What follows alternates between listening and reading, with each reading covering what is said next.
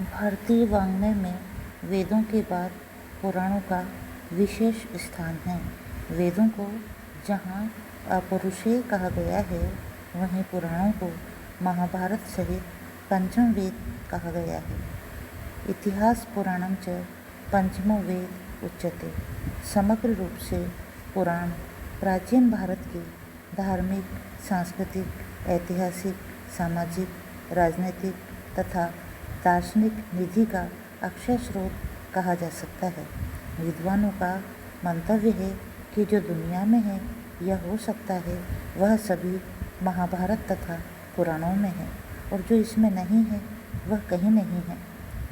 पुराणों का अर्थ है प्राचीन कथा, प्राचीन आख्यान। परंतु यह जानना चाहिए कि वेदों और पुराणों के तथ्य या सार तत्वों में अंतर नहीं है, वह एक ही है। हाँ, वर्णन विश्लेषण की शैली में भिन्नता जरूर दिखाई देती है।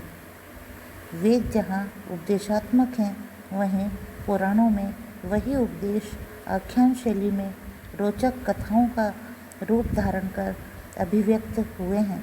जैसे वेदों में सत्यम वध का उपदेश है, तो पुराणों में सत्यवादी हरिश्चंद्र की कथा का रूप धारण कर प्रस्तुति पाती है, और फिर निष्कर्ष निकलता है सत्यम वध। पुराण मित्र की भांति हैं, जो रोचक तरीके से हमारे व्यक्तित्व में परिवर्तन कर हमें श्रेष्ठ मानव के रूप में विकसित करते हैं। पाठक में त्याग, तप, करुणा, दानशीलता और विविध गुणों का विकास करने का जज्बा प्रदान करते हैं, और कथा रूप होने के कारण यह स्मरणीय भी रहते हैं। इस प्रकार यह अनायास ही पाठक और श्रोता का आत्मकल्याण करते हैं। इसी प्रकार ईश प्राप्ति का उपक्रम भी पुराणों में पाया जाता है। ऋषि वेदव्यास जी ने पुराणों को 18 पुराण और 18 उप पुराणों में विभक्त किया है। 18 पुराण इस प्रकार हैं। प्रथम मत्स्य पुराण, मार्कंडेय पुराण, भविष्य पुराण, ब्रह्म पुराण, ब्रह्मवैवर्त पुराण, वामन पुराण, वायु पुराण, विष्णु पुराण, वराह पुराण, अग्नि पुराण, नारद पुराण, पद्म पुराण, लिंग पुराण, गरुड़ पुराण, कूर्म पुराण, स्कंद पुराण, ब्रह्मांड पुराण और 18वां भागवत पुराण। पुराणों की श्रवण महिमा है, और सभी पुराण ज्ञान के अक्षय भंडार हैं। परंतु सभी पुराणों में भागवत पुराण की महिमा अनंत है। इसे साक्षात ईश्वर का स्वरूप, उनकी वाङ्मयी मूर्ति कहा गया है। कहा जाता है कि परलोक सिधारते समय कलयुग के मनुष्यों के कल्याण हेतु श्री कृष्ण ने निराकार रूप में स्वयं को श्रीमद् भागवत में स्थापित कर लिया था। अतः भागवतम को पुराणों का तिलक और वैष्णव का धन कहा जाता है। इसके अध्ययन मनन से ज्ञान, वैराग्य और भक्ति की प्राप्ति होती है, तथा साधक परम शांति और मुक्ति को प्राप्त करता है।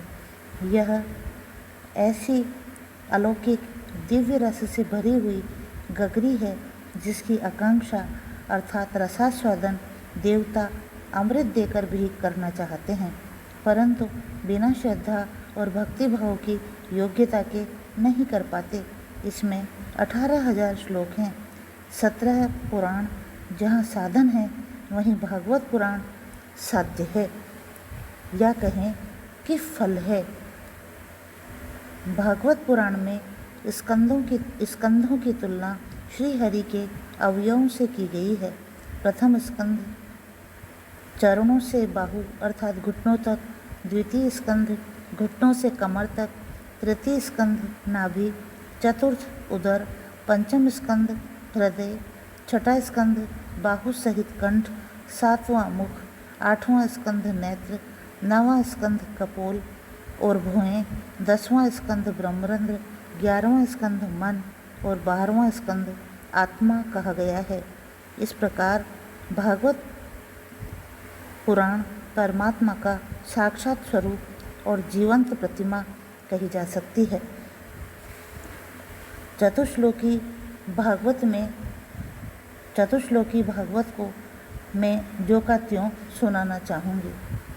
श्री ब्रह्मा जी की तपस्या से प्रसन्न होकर भगवान ने उन्हें अपना दर्शन दिया, अपने निर्गुण और सगुण स्वरूपों का ज्ञान दिया, सृष्टि रचने की सामर्थ्य प्रदान की और सृष्टि करते हुए भी संसार में लिप्त न हो, इसके लिए चतुश्लोकी भागवत का उपदेश दिया।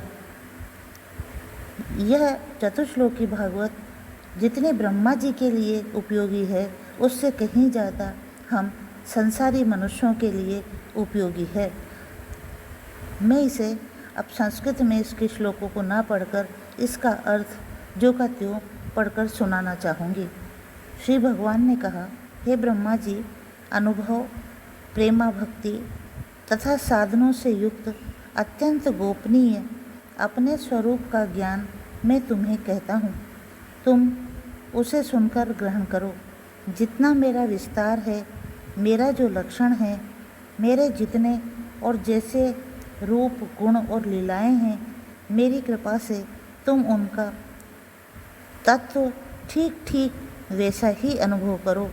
सृष्टि के पूर्व केवल मैं ही में था, मेरे अतिरिक्त न स्थूल था न सूक्ष्म, और न तो दोनों का कारण अज्ञान। जहाँ यह सृष्टि नहीं है, वहाँ मैं ही मैं हूँ। इस सृष्टि के रूप में जो कुछ प्रतीत हो रहा है, वह भी मैं ही हूँ, और जो कुछ बच रहेगा वह भी मैं ही हूँ। वास्तव में न होने पर भी जो कुछ अनिर्वचनीय वस्तु मेरे अतिरिक्त मुझ परमात्मा में दो चंद्रमाओं की तरह मिथ्या ही प्रतीत हो रही है, अथवा विद्यमान होने पर भी आकाश मंडल के नक्षत्रों में राहु की भांति जो मेरी प्रतीति नहीं होती, इसे मेरी माया समझना चाहिए।